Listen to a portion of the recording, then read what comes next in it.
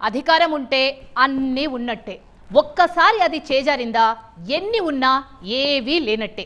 ఇప్పుడు ఆ జిల్లాలో గులాబీ పార్టీ పరిస్థితి చూస్తుంటే అది నిజమే అనిపిస్తోంది.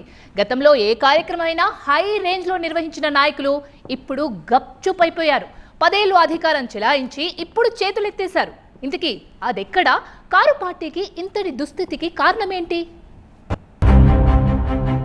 ఇల్లందు బీఆర్ఎస్ రోడ్డున పడిందా?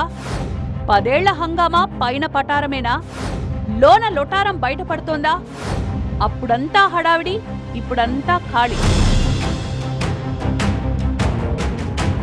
భద్రాద్రి కొత్తగూడెం జిల్లా ఇల్లందు నియోజకవర్గంలోని బీఆర్ఎస్ ప్రస్తుత పరిస్థితి ఇలాగే ఉంది. మరి ఇక్కడ పార్టీ గెలవకపోయినా వలసొచ్చిన ఎమ్మెల్యేలతో 10 ఏళ్ల పాటు కళకళ్లాడిన గులాబీ పార్టీ ఇప్పుడు అడ్రస్ కోసం వెతుక్కుంటోంది.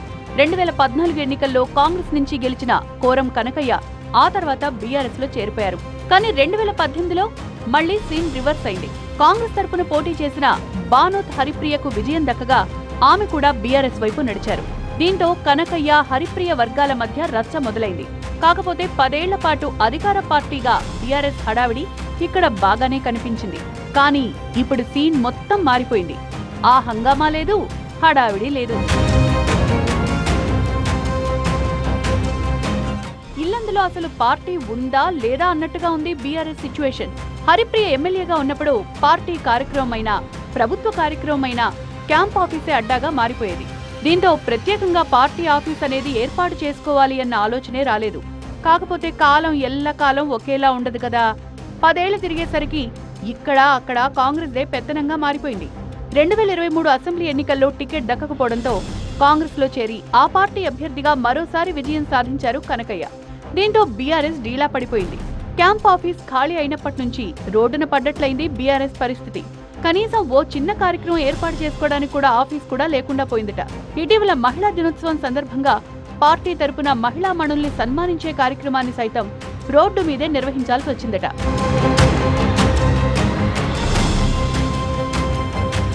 ప్రత్యేకంగా కార్యక్రమాలనే కాదు, పార్టీకంటూ ఒక లోకల్ ఆఫీస్ ఉండాలి కదా అన్నది గులాబీ శ్రేణులను తొలిచివేస్తోన్న ప్రశ్న. ఇన్ఛార్జిగా ఉన్న మాజీ ఎమ్మెల్యే హరిప్రియకు ఇల్లందులో నివాసం కూడా లేదు. దీంతో తమ నాయకత్వాన్ని ఎక్కడ కలవాలో, తమ కష్టాలు ఎవరికి చెప్పుకోవాలో తెలియక ఆవేదన చెందుతున్నారట గులాబీ కార్యకర్తలు. 10 ఏళ్లు అధికారంలో ఉన్న పార్టీ స్థానికంగా ఒక ఆఫీసును కూడా ఏర్పాటు చేసుకోకపోవడం పట్ల బీఆర్ఎస్ కార్యకర్తలు అసహనం వ్యక్తం చేస్తున్నారు. మండల కేంద్రంలో అయితే సరే, నియోజకవర్గ కేంద్రంలోనూ పార్టీ కార్యాలయం లేకపోవడం పట్ల విస్మయం వ్యక్తం చేస్తున్నారు. అన్ని పార్టీలకు ఆఫీసులుండగా మనకేంటి కర్మ అంటూ బోరుమంటున్నారు. హైకమాండ్ ఏదైనా కార్యక్రమానికి పిలుపునిస్తే తప్ప బయటకు రావడం లేదట మాజీ ఎమ్మెల్యే హరిప్రియ. అధికారంలో ఉన్నప్పుడు ఆమె భర్త హరిసింగ్ కనుసన్నల్లోనే అన్ని వ్యవహారాలు నడిచేవి. ఎన్నికల్లో ఓటమి తర్వాత ఆయన కూడా సైలెంట్ అయిపోయారు. ఇల్లందు వైపు కన్నెత్తి కూడా చూడట్లేదు. గతంలో పార్టీలో ఉన్న కోరం కనకయ్య ఇప్పుడు కాంగ్రెస్ తరపున మరోసారి ఎమ్మెల్యేగా గెలిచి లోకల్ పాలిటిక్స్ లో యాక్టివ్ గా ఉంటే, గులాబీ నాయకులు శ్రేణులు మాత్రం గప్చుప్ అయిపోయారు.